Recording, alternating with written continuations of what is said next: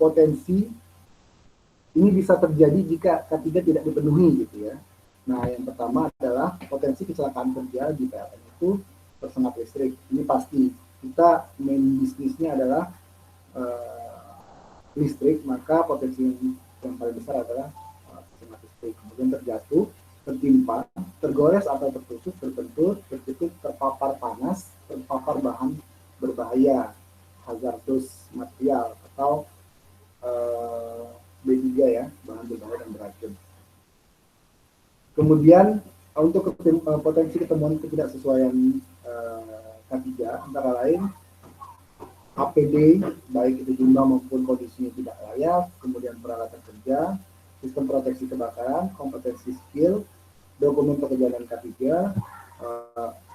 rute evakuasi, pemantauan dan pengawasan, dan aset action dan aset production lainnya. Ini untuk temuan ketidaksesuaian. Saya posisinya sekarang ditempatkan di divisi HSSE PLN Kantor Pusat. Ini sedikit gambaran saja untuk teman-teman bahwa yang mengelola K3 di PLN itu levelnya sudah di level divisi, itu langsung di bawah Direktorat Human Capital Management. Posisinya itu jadi Direktorat Human Capital Management ini membawahi 6 divisi di PLN Kantor Pusat. Salah satunya adalah divisi HSSE. Divisi HSSE ini dipimpin oleh seorang Executive Vice President atau kalau dulu istilahnya kepala divisi. Gitu. Ini Executive Vice President ini membawahi 2 Vice President atau manajer senior. Yang pertama adalah manajer Vice President K3 dan Keamanan. Yang kedua adalah Vice President Lingkungan. Untuk Vice President K3 dan Keamanan itu membawahi manajer K3 dan manajer keamanan beserta staf. Untuk Vice President Lingkungan itu membawahi manajer perencanaan pengelolaan lingkungan, manajer pengelolaan lingkungan, dan manajer pengelolaan perubahan iklim dan safeguard. Banyak sekali orang lingkungan di divisi saya, termasuk saya sendiri. Jadi nanti kalau teman-teman mau ngelamar kerja, mudah-mudahan bisa bergabung di PLN, mau baik itu di divisi maupun di unit-unit, itu banyak sekali formasi untuk jurusan lingkungan dan jurusan lain yang pasti ya. Nah, tugas tupoksi atau tugas pokok dan fungsi divisi HSSE itu kalau disingkat itu adalah membuat, memantau, dan mengevaluasi penerapan peraturan, standar dan kebijakan HSSE, termasuklah penerapan program K3 di seluruh PLN di Indonesia. Nah, itu di HSSE di PLN Pusat. Kemudian ini adalah struktur organisasi HSSE di unit PLN. Jadi kita di setiap provinsi di Indonesia itu kita menyebutnya unit, baik itu unit induk, unit induk yang paling tinggi, di bawahnya ada unit pelaksana, di bawahnya lagi adalah subunit pelaksana. Nah, di dekat kampus ITERA juga saya yakin ada PLN, ada kantornya. Saya kurang tahu apakah itu unit induk atau unit pelaksana atau unit subunit pelaksana. Lalu di Indonesia, PLN itu punya 56 unit induk tersebar di seluruh provinsi di Indonesia dan 10 anak perusahaan. Mungkin teman-teman sudah dengar TGB, IP, Haleora Power. Nah, itu adalah 3 anak perusahaan PLN yang mengerjakan proyek pembangkitan transmisi dan distribusi. Nah, masing-masing unit tadi itu dipimpin, kalau unit induk itu dipimpin oleh seorang general manager. Kalau unit pelaksana itu dipimpin oleh manajer, sama untuk sub unit pelaksana itu dipimpin oleh seorang manajer juga.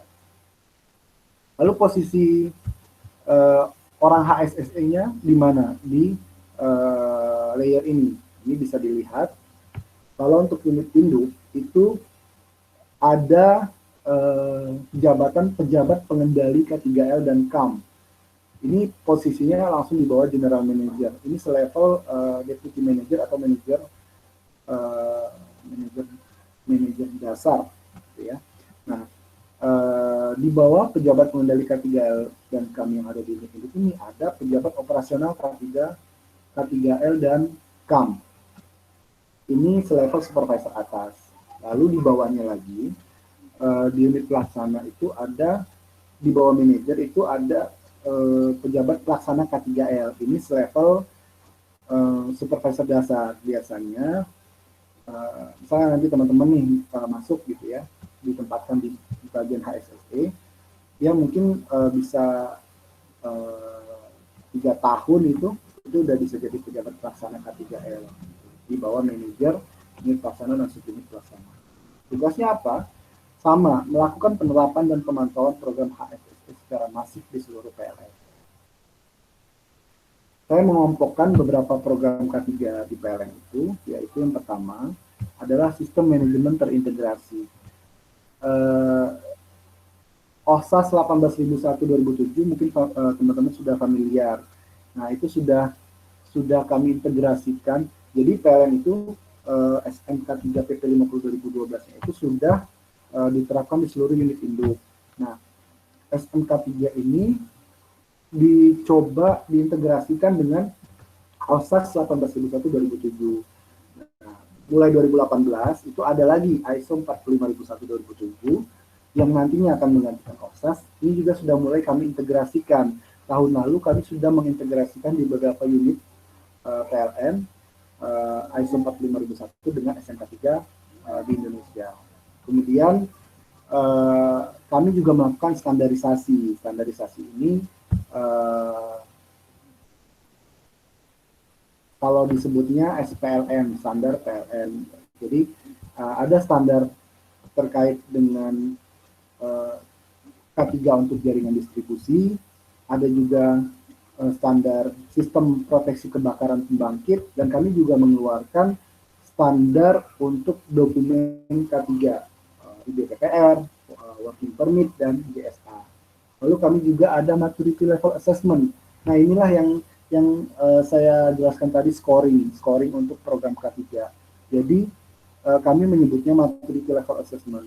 Setiap unit itu wajib melakukan program K3, nanti terukur keberhasilannya itu melalui mekanisme assessment dari maturity level mereka. Ini yang kami kelola dan kami olah, nanti ada hasilnya. Kemudian kami juga ada peningkatan kompetensi dan kemampuan teknis dan K3 serta capacity building. Berikutnya inspeksi, pelaporan, audit, safety campaign, dan lomba. Dan yang terakhir, kami juga ada perdir mengenai investigasi kecelakaan. Ini mungkin bisa dibaca, nanti kan filenya akan dibagikan ke teman-teman. Jadi filosofi bekerja selamat di PLN itu ya ada empat tahapan. Pada saat perencanaan pekerjaan, pada saat pra pekerjaan, pada saat pelaksana pekerjaan, dan pada saat penyelesaian pekerjaan. Jadi nggak cuma ngerencanain, tapi juga sampai akhir. Ini bisa dibaca mungkin oleh teman-teman sendiri, isi masing-masing dari tahapan ini. Perencanaan apa, pra apa, kemudian pelaksanaan pekerjaan apa, dan penyelesaian pekerjaan apa. Jadi intinya, mulai dari merencanakan pekerjaan itu, terkait dengan detail pekerjaan, itu aspek K3-nya sudah harus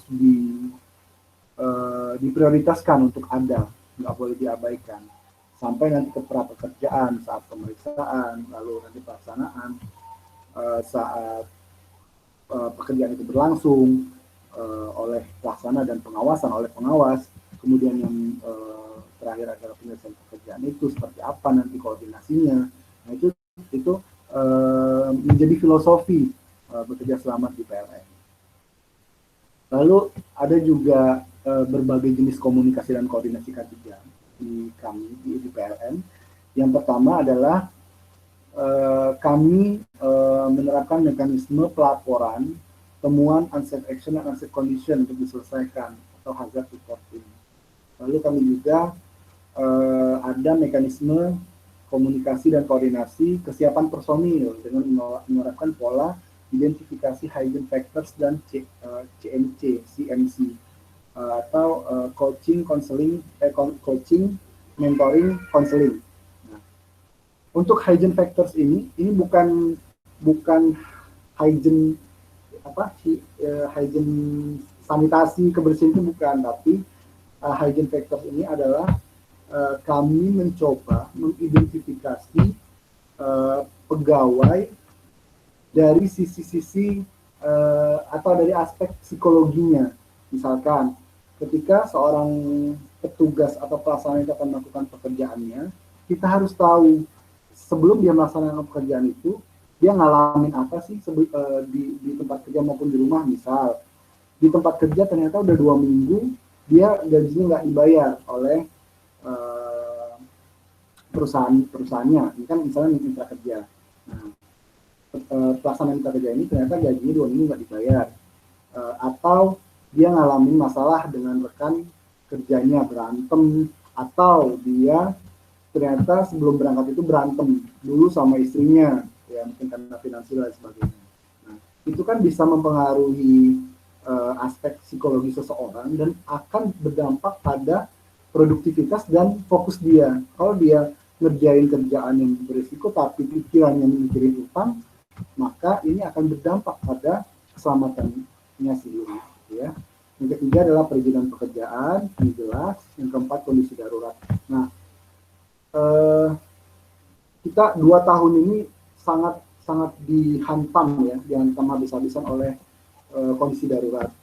Tahun kemarin kita ada kebakaran hutan yang ada di Sumatera, di Kalimantan. Nah, kami kan juga punya unit dan pegawai di sana. Jadi kami harus melakukan komunikasi dan koordinasi serta membuat prosedur untuk penanganan dampak dari kebakaran hutan itu. Awal tahun kemarin kita Jakarta dihantam oleh banjir besar. Itu juga sama. Dan sekarang kondisi darurat pandemi COVID-19. Ya. Yang berikutnya adalah saat perencanaan pekerjaan pelaksanaan dan penyelesaian pekerjaan. Nah, ini terakhir. Saya kelompokkan jenis regulasi K3 yang diterapkan di PLN itu. Kalau internasional, kami menerapkan OSHA 18001/2007 dan ISO 45001/2014.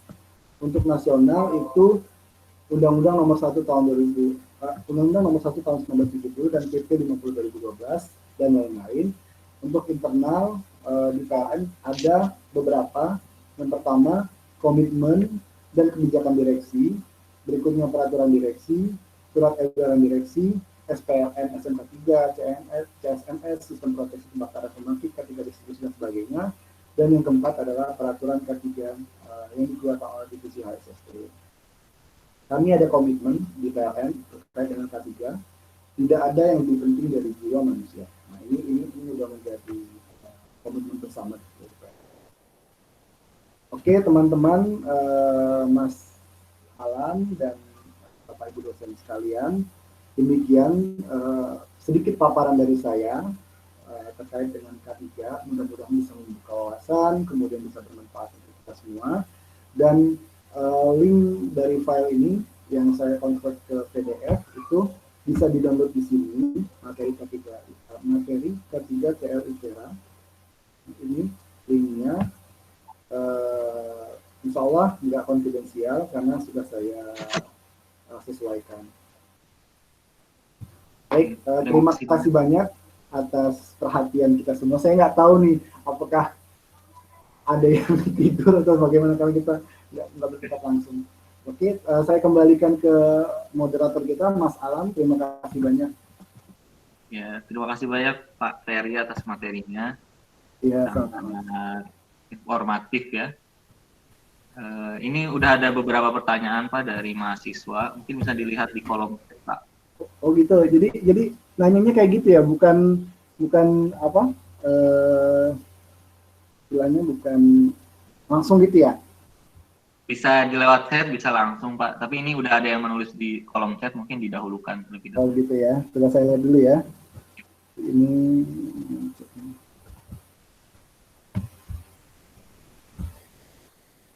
tentang hambatan pelaksanaan program K3 Pak dalam keterlibatan setiap tenaga kerja. Ini saya mulai dari mana ya? Coba saya lihat dulu. Bella Mardianti Pak ini. Saya cek dulu.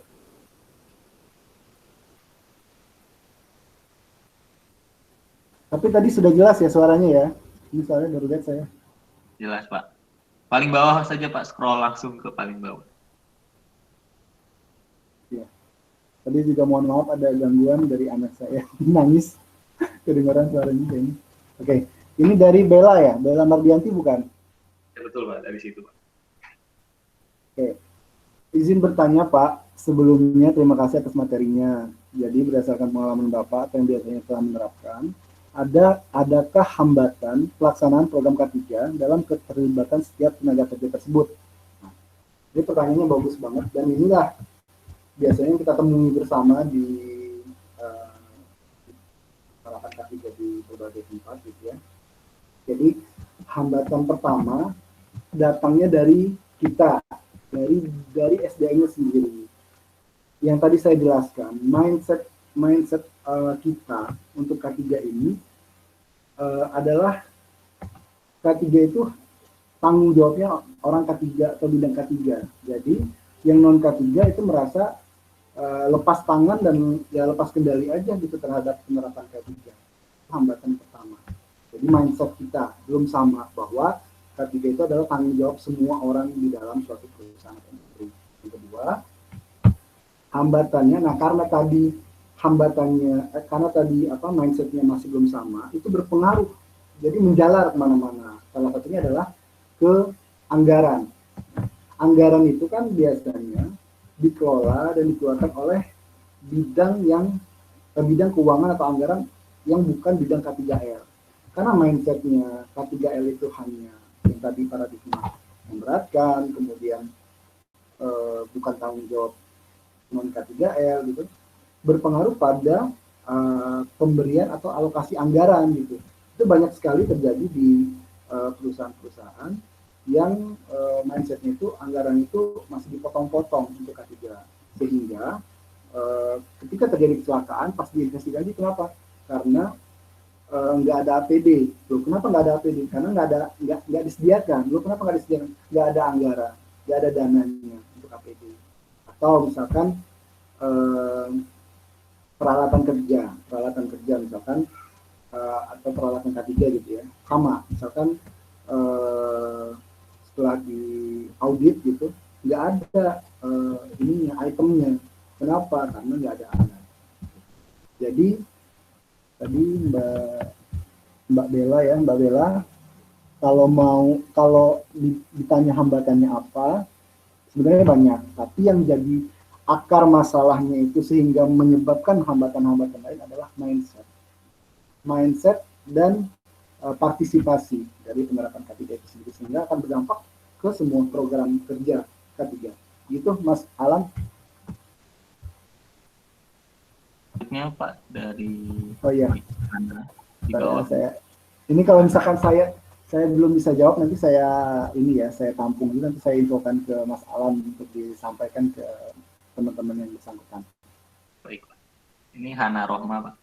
Hana Rohma dari Padang. Selamat pagi Pak, saya Hana dari Padang. Nicknya ini izin bertanya Pak, tenaga kerja untuk K3 di suatu perusahaan kira-kira berapa orang ya Pak, khususnya di PLN sendiri berapa ya Pak? Terima kasih. Tenaga kerja untuk K3 ya. Nah ini kami sudah coba mencari referensi atau acuan gitu, kalau di internasional atau di Indonesia itu setahu saya belum ada standar yang mengatur jumlah ideal dari personil K3 dibandingkan dengan jumlah keseluruhan dari personil yang ada. Nah, tapi kita menekankan pada prinsip penanganan bahaya itu nanti ditetapkan oleh manajemen.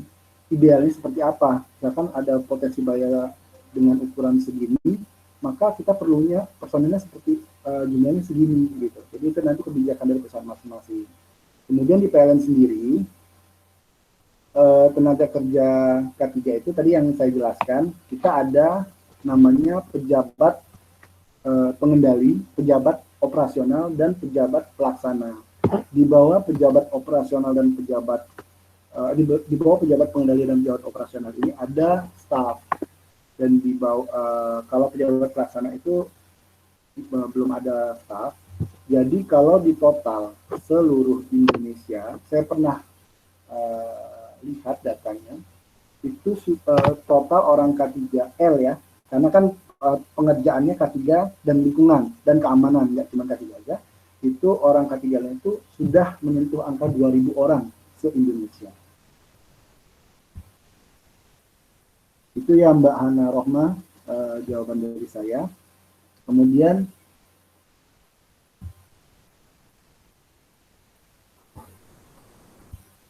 izin dari Cincing Sari Nainggolan. Izin bertanya, apakah di PLN sudah menerapkan ISO 3001? Dan mengapa di upaya di slide hanya what, who, when? Mengapa hanya ketiga itu, Pak? Oke. Nah, ini kan untuk yang pertama, saya belum dengar si ISO 3001 ini apa. Mungkin karena saya apakah yang K3 atau enggak ya? Saya belum mungkin kalau mutu juga bukan. Jadi kalau di PLN itu untuk yang HSSD ada ISO SML Sistem Manajemen Lingkungan itu, kemudian ada ISO K3 yang 45001 2018, tapi ISO 3001 kalau di HSSD nggak ada. Saya nggak tahu kalau di bidang lain gitu ya, karena kan luas. Nah, nanti coba saya cari tahu dulu, nanti saya infokan ISO 3001 ini. Kemudian kenapa hanya what, who, dan when gitu ya? Kenapa nggak yang 5W1H gitu? Kalau 5W1H itu kan sifatnya pertanyaan. 5W1 itu kan 5W1H itu kan adalah untuk menggali informasi. Tapi kalau untuk yang what, who, when ini adalah untuk mendeskripsikan elemen-elemen dari penerapan upaya tindak lanjut. What itu apa sih ininya yang mau kita lakukan, terus siapa yang ngerjain, kemudian when itu untuk timingnya, schedule-nya kapan mau dikerjain gitu. Sedangkan W yang lain nggak dimasukkan. Why, kemudian where. Kalau where itu biasanya di mana itu sudah jelas dari PIC, dari who-nya dan when-nya gitu. Jadi PIC-nya siapa kan bidang, misalkan pekerja tindak lanjut untuk pemasangan spanduk safety campaign misalkan. Nah, itu PIC-nya misalkan who adalah bidang A di unit A. Nah, itu kan jelas berarti lokasinya akan ada di mana gitu ya. Seperti itu Mbak Cincin Sari Nainggolan. Tapi misalkan nanti Mbak Cincin berkreasi, ternyata bisa ya selain what, who, when ini, monggo silakan, nggak apa-apa, jangan terikat juga gitu. Barangkali Mbak menemukan formula lain gitu, silakan gitu.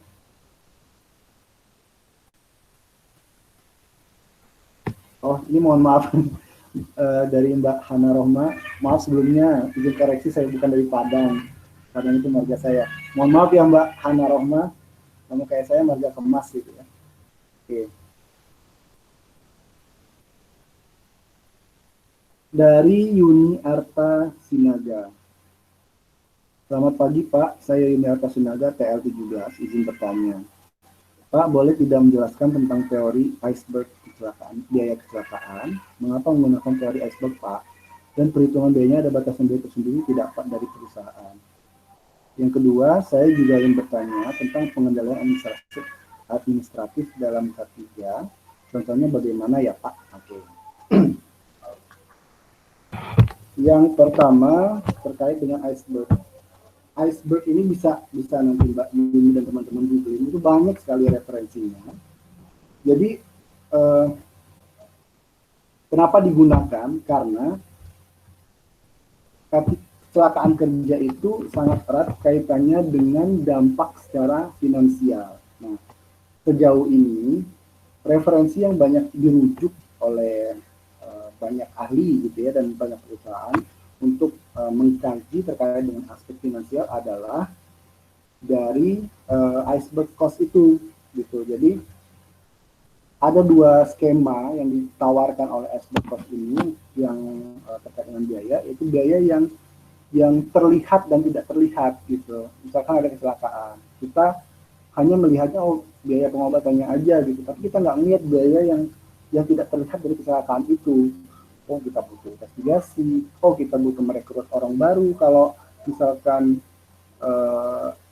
orang itu nggak bisa bekerja lagi gitu. Kemudian perhitungan biayanya, ada batasan biaya itu sendiri atau tidak.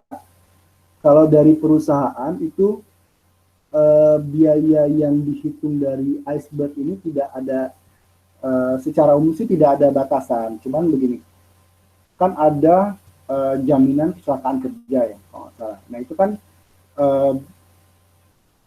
pengelolaannya bukan dari perusahaan, internal perusahaan itu kan untuk mengeluarkan. Nah itu jadi batasannya itu bukan nominalnya, bukan batasan berapa besarnya, tapi jenisnya. Kalau misalkan biayanya itu terkait dengan operasional yang dilakukan oleh perusahaan itu sendiri, misalkan investigasi, rekrutmen, ganti rugi aset gitu, itu masih dari perusahaan itu sendiri. Tapi kalau misalkan biayanya sudah menyangkut eksternal, misalkan biaya jaminan kesehatan kerja, kemudian ya biaya seperti itu tidak menjadi ranahnya perusahaan itu. Gitu. Kemudian saya juga ingin bertanya tentang pengendalian administratif dalam K3. Contohnya bagaimana ya Pak? Ini saya berikan contoh dari PLN ya. Jadi kan PLN ini harus memberikan atau mensuplai listrik itu selama 24 jam penuh. Sementara potensi gangguan listrik ini juga nggak kenal waktu gitu ya. Kalau orang tidur nggak mesti sih hujan ini nggak ada gitu kan, pasti ada gangguan juga. Nah, dengan hal ini kita membutuhkan personil yang harus standby selama 24 jam. Gitu. Kalau dari sisi kesehatan dan dari sisi keselamatan dan kesehatan kerja, kalau orang itu melakukan pekerjaan full gitu ya selama 24 jam pasti nggak akan sanggup. Dan ini akan berdampak pada kesehatan dan keselamatan dia. Kalau dia ngantuk, lemes, nggak enak badan karena begadang itu mengerjakan kerjaan, maka dia akan berpengaruh ketika melakukan pekerjaan itu. Dia akan berbahaya gitu. Nah, pengendaliannya adalah dengan mekanisme shift-shiftan.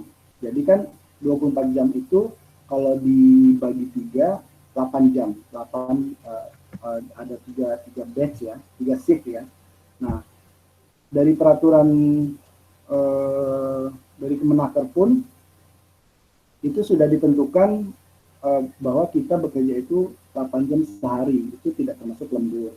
Jadi pengendalian administratifnya kalau di PLN salah satunya adalah menerapkan sistem shift terhadap petugas atau operator yang harus menjalankan pekerjaannya selama 24 jam penuh gitu. Jadi shift itu administratif.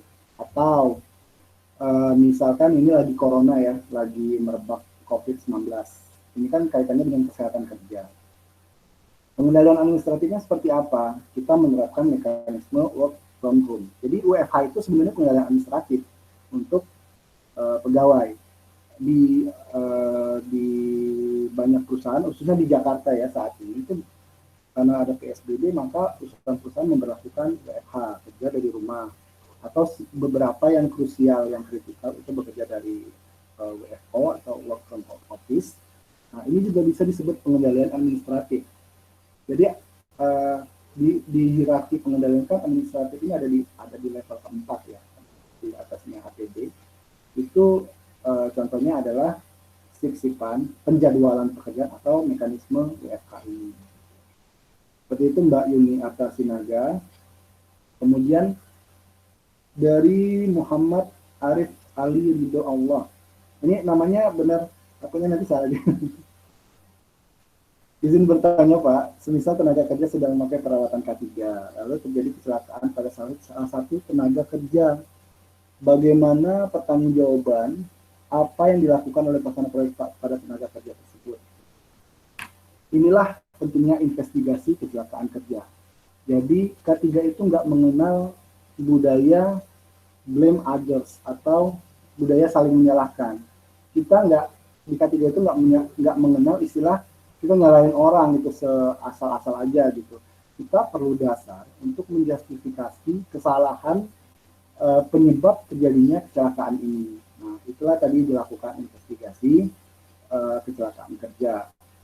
Lalu bagaimana kalau tenaga kerjanya udah pakai peralatan K3? Kita lakukan investigasi, kita gali sedalam-dalamnya yang tadi saya jelaskan dari aspek informasi kecelakaannya, dari kronologinya, dari fakta lapangannya, kemudian dari aspek dampak dan sebagainya. Nah, dia udah pakai peralatan K3, tapi ternyata ada unsafe condition fakta lapangannya, misalkan dia terjatuh ketika memasang baja istilah itu erection untuk baja, instalasi baja itu dia udah pakai body harness lengkap, udah pakai alat K3 dan sebagainya, tapi si struktur konstruksinya ini goyang di tanah itu karena misalkan memang tidak diperhatikan, jadi goyang, terus karena goyang dia bergerak dan dia akhirnya si konstruksinya ini jatuh dan dia juga ikut jatuh. Nah, seperti itu. Jadi unsafe condition. Jadi banyak hal yang harus diperhatikan apabila dari kecelakaan kerja, yaitu dari investigasi kecelakaan. Kemudian bagaimana pertanggungjawaban apa yang dilakukan oleh pelaksana proyek Pak pada tenaga kerja tersebut. Nah, jadi kan kalau di K3 itu ada istilah merencanakan emergency response atau emergency response plan. Jadi di awal sekali pekerjaan itu perusahaan harus menyediakan rencana penanganan keadaan emergensi dan keadaan emergensi dan keadaan darurat. Salah satunya adalah jika terjadi kecelakaan. Nanti diatur misalkan terjadi kecelakaan. Ada trainingnya, misalkan training P3K. Jadi si pengawas itu dibekali P3K. Kemudian perusahaan ini sudah melakukan kerjasama dengan rumah sakit terdekat. Ada nomor kontak yang bisa dihubungi, ada ambulans yang disediakan dan sebagainya. Jadi ada penanganan yang ditentukan dari awal, itu masuk di emergency response plan. Lalu pertanggungjawabannya seperti apa? Ini pertanggungjawaban terhadap si pelaksana ini terhadap tenaga kerja ya. Kalau saya terjemahkan, pertanggungjawabannya belum bisa dijustifikasi karena belum keluar hasil investigasi kecelakaan. Jadi fakta dari kecelakaan kerja itu akan keluar setelah ada investigasi kecelakaan. Kemudian untuk Clara Citra Siburian. Selamat pagi Pak, izin bertanya mengenai penerapan K3 di bidang industri. Apakah di bidang K3 memiliki khusus tersendiri? Misalkan Pak, K3 di bidang air limbah, K3 di bidang udara, dan lain-lain. Terima kasih Pak. Oke. Ini pertanyaannya bagus, tapi nanti Mbak Clara ketika kerja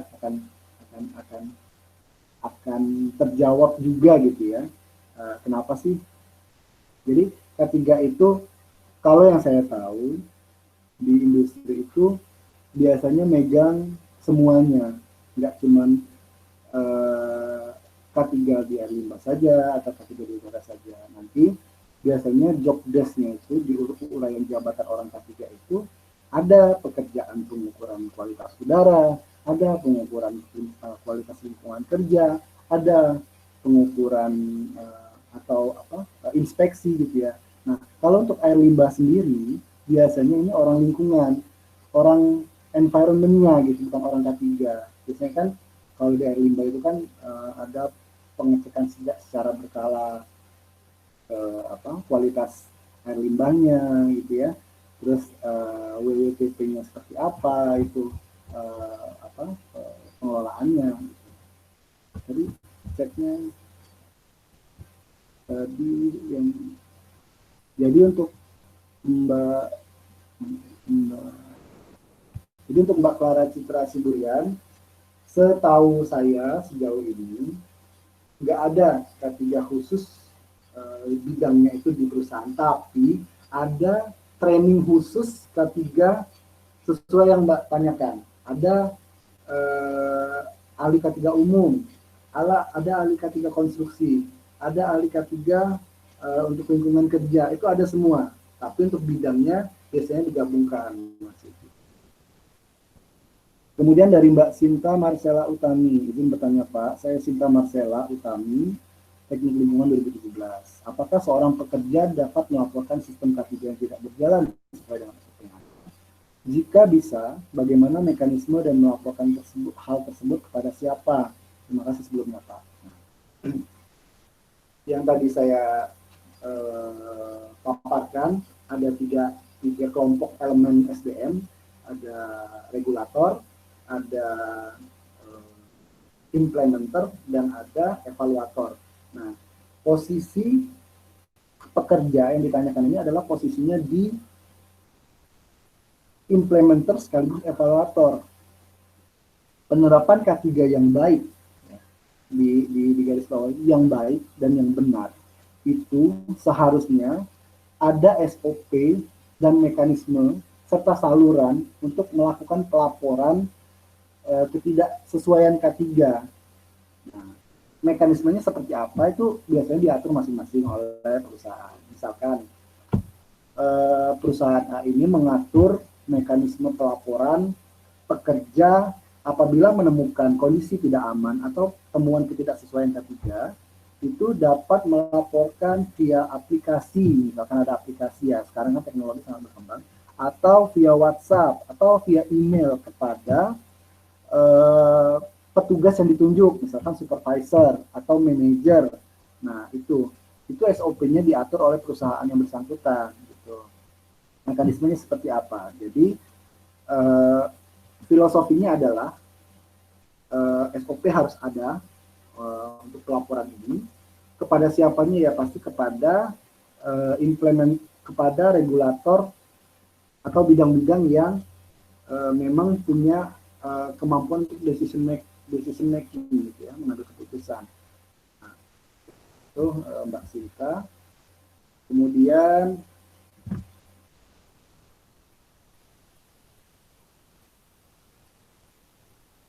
dari dia Riminingsih. Selamat pagi Pak, izin bertanya Pak, terkait beberapa jenis bahaya seperti bahaya benda bergerak, bahaya benda diam, bahaya benda fisik dan lain-lain. Saya sudah baca beberapa referensi, namun contohnya sendiri saya masih bingung, terutama di bahaya benda diam. Kira-kira untuk di PLN sendiri, apakah Bapak pernah mengalami atau mengetahui salah satu jenis bahaya benda diam? Nah, jadi kalau saya coba kasih contoh di PLN, kan PLN ada unit pembangkitan. Unit pembangkitan itu kan memproduksi listrik ya, instalasinya begitu besar, ada berbagai macam elemen di dalamnya. Nah, di instalasi yang besar ini, masing-masing memiliki bahaya terhadap petugas yang akan melakukan patroli atau pemeliharaan atau perbaikan di dalam instalasi tersebut. Nah, untuk bahaya benda diam ini saya contohkan adalah boiler atau yang ini apa? Untuk saya lupa ini. Boiler untuk memanaskan batu bara untuk produksi listrik gitu ya. Nah, kan si boiler ini itu kan panas, suhunya sangat tinggi, tapi bendanya diam. Jadi bahayanya adalah jika kita mendekati dan kita tidak membatasi jarak dan kita tidak menggunakan alat pelindung diri, maka bahaya itu akan dapat mengenai petugas yang bersangkutan. Jadi bahayanya itu bendanya itu diam, tidak mobile, tapi jika bersentuhan atau bersinggungan dengan manusia dapat menyebabkan bahaya, risiko kecelakaan seperti itu. Kemudian dari Gilang Frans, izin bertanya Pak, saya Gilang Frans dari TL 18. Di situasi COVID-19 pada saat ini, pada saat ini Pak, tentu ada tambahan dari APD pada saat kerja. Apakah itu menjadi tanggung jawab dari perusahaan Pak? Karena saya pernah baca ada perusahaan yang tidak melakukan kebijakan tambahan dalam situasi COVID ini. Terima kasih sebelumnya Pak. Iya, jadi kan perusahaan tidak semuanya menerapkan mekanisme WFH atau work from home. Ada juga perusahaan yang krusial yang tidak bisa meninggalkan aktivitasnya di kantor atau di site itu, mereka masih menggunakan mekanisme work from office. Misal di site itu ada petugas satuan pengamanan di posko-posko pengamanan. Kan dia harus bekerja untuk menjaga lokasi kerja. Kemudian COVID seperti ini tentu dia juga masih harus berinteraksi dengan orang banyak gitu. Perusahaan itu wajib menyediakan alat pelindung diri, misalkan APD, masker, kemudian menyediakan hand sanitizer untuk di meja dan sebagainya. Dari Mas Gilang Frans ini, penyediaan APD di kondisi darurat sekarang ini wajib bagi petugas atau personil yang memang bertugas di luar rumah. Seperti itu. Di PLN sendiri, kami seluruh unit dari direksi itu mewajibkan seluruh unit untuk melakukan antisipasi dan penanganan COVID-19. Salah satunya adalah penyediaan logistik kebutuhan APD terhadap operator yang harus 24 jam di pembangkit, kemudian terhadap pelayanan teknik yang harus 24 jam standby kalau ada jaringan yang gangguan, gitu ya. Gitu. Jadi wajib, Mas bilang, kalau nggak wajib ya berarti perusahaan nggak punya sadar, kalau nggak diterapkan berarti perusahaannya nggak sadar dan nggak punya komitmen terhadap keselamatan dari personilnya gitu. Jangan sampai perusahaan itu cuma cari untung tapi nggak memperhatikan keselamatan personilnya gitu ya. Mungkin itu saja Pak pertanyaannya. Iya. Terima kasih banyak Pak Ferry atas materinya. Ya, sama-sama Mas. Dalam. Malam. Mungkin mau ada ini Pak, kata-kata motivasi penutup untuk adik-adik kita mahasiswa ini agar lebih semangat, atau mau apa tips-tips baru masuk PLN gimana Pak? Ya. Gitu Pak. Kalau motivasi ya, ini kaitannya dengan kuliah. Ini kan masih awal sekali ya. Kita kan lebih dulu ya, Mas saya ya mengalami kendala, kesulitan yang dihadapi waktu kuliah, khususnya terkait dengan kuliah itu sendiri.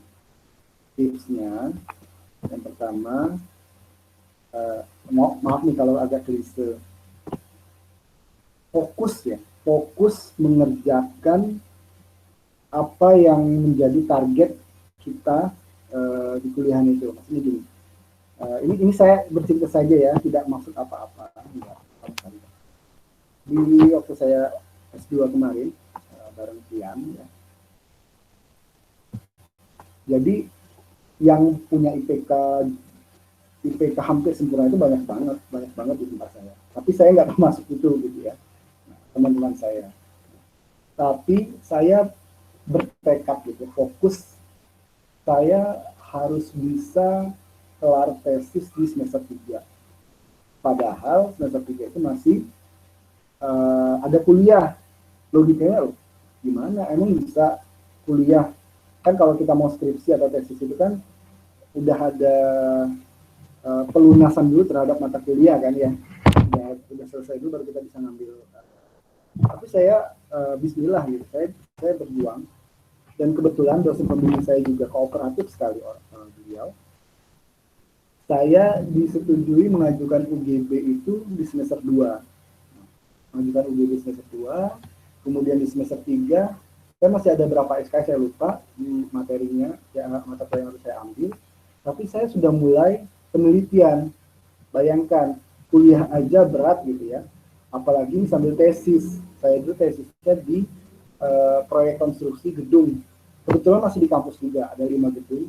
Nah, gedung ini benar-benar gedung yang baru jadi, yang belum ada liftnya. Dan saya harus mengambil data itu setiap lantai dengan naik turun tangga. Itu minimal gedungnya ada yang 5 lantai, ada yang 8 lantai. Itu saya ambil data di sela-sela saya kuliah. Ya kalau orang di awal mungkin misalnya nggak akan bisa gitu ya. Tapi karena saya bertekad di dalam hati saya bisa dan saya harus fokus, alhamdulillah ternyata setelah saya menjalankan masa kuliah, mengambil beberapa mata kuliah dan nilainya sudah keluar, saya diizinkan untuk sidang. Dan alhamdulillah semester 3 saya udah selesai gitu untuk kuliah pasca sarjana. Itu Mas tipsnya untuk di kuliah buat teman-teman. Kalau untuk tips ke masuk PLN, simple, fokus dulu deh, kerjain dulu kuliahnya.